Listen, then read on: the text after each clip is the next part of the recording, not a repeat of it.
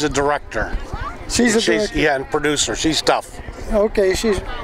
Well, Walter Eckert, veteran of World War II, God bless you. My father was a Navy veteran, a corpsman in the South Pacific. Oh boy. And he enlisted into the Navy. You enlisted into the, was Army Air Corps at the time? Yeah, at the time, Army Air Corps. Yeah. Right, and you're right here from Akron, Ohio. Yeah. God bless you.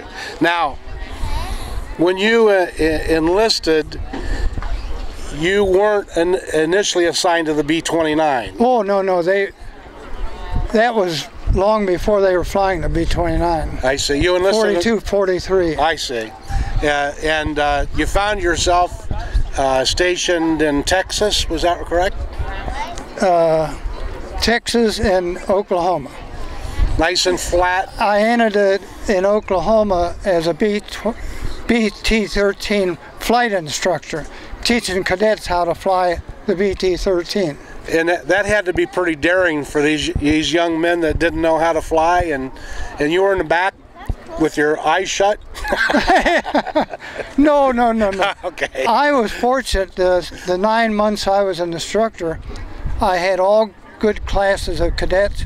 I never worst one out. I taught them how to fly and passed them all. So these young boys at the time went on to probably fly the fighter pilots, the P-51 Mustangs and or Corsairs, wherever. Whatever, right? yeah. I see.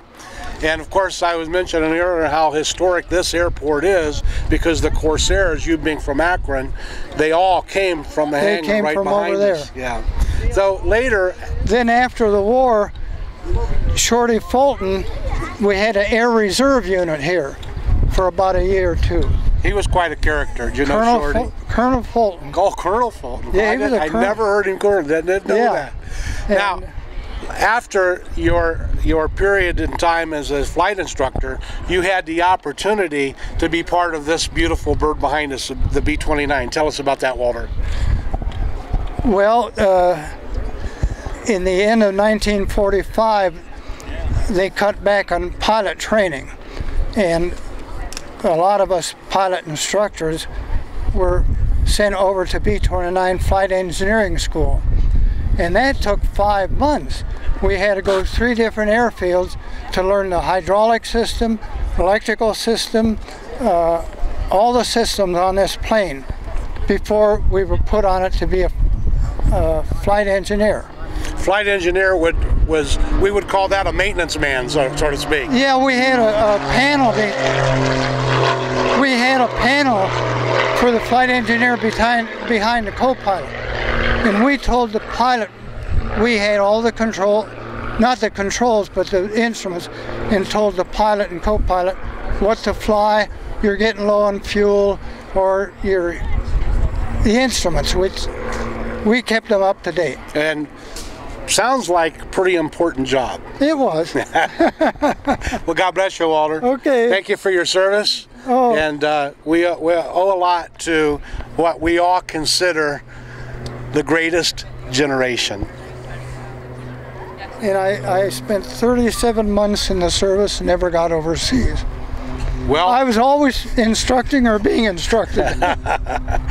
Well, you served and the boys that you trained probably served as well. Thank you. Oh, the ladder. Nurse Nancy wants to know about the ladder that they used to get in and out of the bird. We didn't have ladders then. We had to pull ourselves up. We got underneath there, pulled ourselves, got in, got up in the cockpit.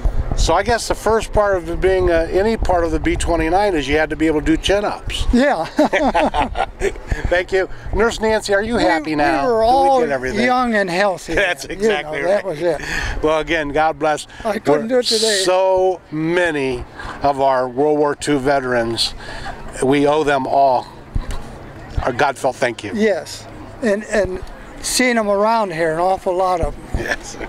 Awful lot of them.